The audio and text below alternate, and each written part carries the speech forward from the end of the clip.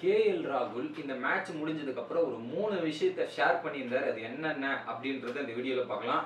So first number விஷயம், நாங்கள் இந்த மேட்சை பொறுத்தவரையும் நாங்கள் பேட்டிங்கில் ரன் வந்து கொஞ்சம் ஷார்ட்டாக அடிச்சிட்டோம். 10 ரன் ஷார்ட்டுன்னு சொல்லியிருந்தாரு. பட் அவங்க அடித்ததே ஒரு 20லேருந்து 25 ரன் ஷார்ட்டாக அடிச்சிட்டோம். அது மட்டும் இல்லாமல் செகண்ட் இன்னிங்ஸில் பார்த்தீங்கன்னா பால் வந்து டியூவில் வழுக்கிட்டு பேட்டுக்கு போக ஆரம்பிச்சது. அதனால பஞ்சாப் கிங்ஸுக்கு ஒரு பக்கம் ஈஸியாக இருந்தது.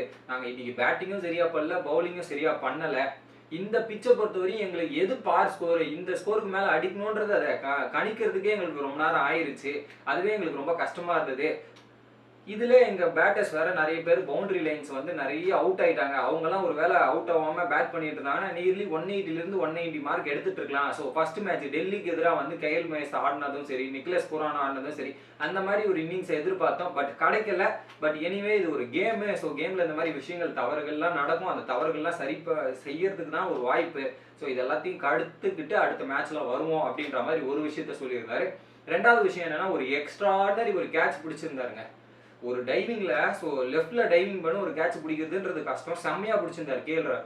அந்த கேட்சை பிடிச்சதுக்கு அப்புறம் என்ன நினைச்சீங்க அப்படின்னா, இல்ல நம்மளுக்கு கொடுக்கப்பட்ட டோட்டல் இவ்வளவுதான். இந்த டோட்டலை வச்சு நம்ம என்ன பண்ண முடியுமோ அதுதான் பண்ணோம்.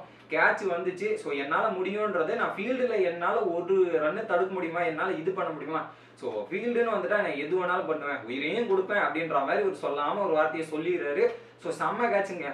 அதுலேயும் மூணாவது அவங்க டீம் குரூப் டிஸ்கஷன் எப்படி இருக்கும்னு பார்த்தீங்கன்னா, எங்கள் டீமில் பொறுத்த வரையும் 7லேருந்து 8 பேட்டர்ஸ் இருக்காங்க. ஸோ அதில் சில பேர்லாம் பவர் அதிகமாக இருக்குது, பவுண்டரிஸ் கிளியர் பண்ணுற அளவுக்கு பவர் இருக்குது. ஆனால் ஒவ்வொரு பேட்டருக்கும் ஒவ்வொரு டீம் மெம்பருக்கும் ஒவ்வொரு ஸ்கில் செட்ஸ் இருக்குது, ஒவ்வொருத்தருக்கும் ஒவ்வொரு ரோல் கொடுத்துருக்கோம். அதனால தான் எங்கள் டீம் வந்து பார்க்கறதுக்கு இன்ட்ரெஸ்டிங்காகவும் எக்ஸைட்டிங்காகவும் இருக்குது இந்த மாதிரிலாம். பட் எங்களுக்கு வந்து பவர் ஹிட்டர்ஸ்லாம் வேணும்னு பார்த்தீங்கன்னா, ஒரு பக்கம் கயல் மஹேஷ் இருக்காரு, நிக்லஸ் புரான் இருக்காரு, ஸ்டாயினிஸ் இருக்காரு. ஸோ அவங்கெல்லாம் ஒரு பவர் ஹிட்டர்ஸ் அக்ரெசிவ் மோட்ல இருப்பாங்க. மற்றவங்களுக்கு எல்லாருக்கும் ஒவ்வொரு ஸ்கில் செட் ஒவ்வொரு இது கொடுத்துருக்கோம். அதுக்கேற்ற மாதிரி தான் நாங்கள் கேம் விளையாடிட்டு இருக்கோம். ஸோ எனிவே இது ஒரு பிரச்சனை இல்லை. ஸோ இது எல்லாத்தையும் நாங்கள் சரி பண்ணிக்கிட்டு அடுத்த மேட்ச் வருவோம் அப்படின்ற மாதிரி ஒரு விஷயத்த சொல்லியிருக்காரு.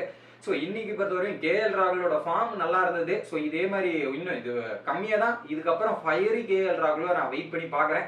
நீங்கள் என்ன நினைக்கிறீங்க அவர் சொன்னதை பற்றி அப்படின்றத கமெண்ட் பண்ணுங்கள். வீடியோ பிடிச்சிருந்தா லைக் பண்ணுங்கள்.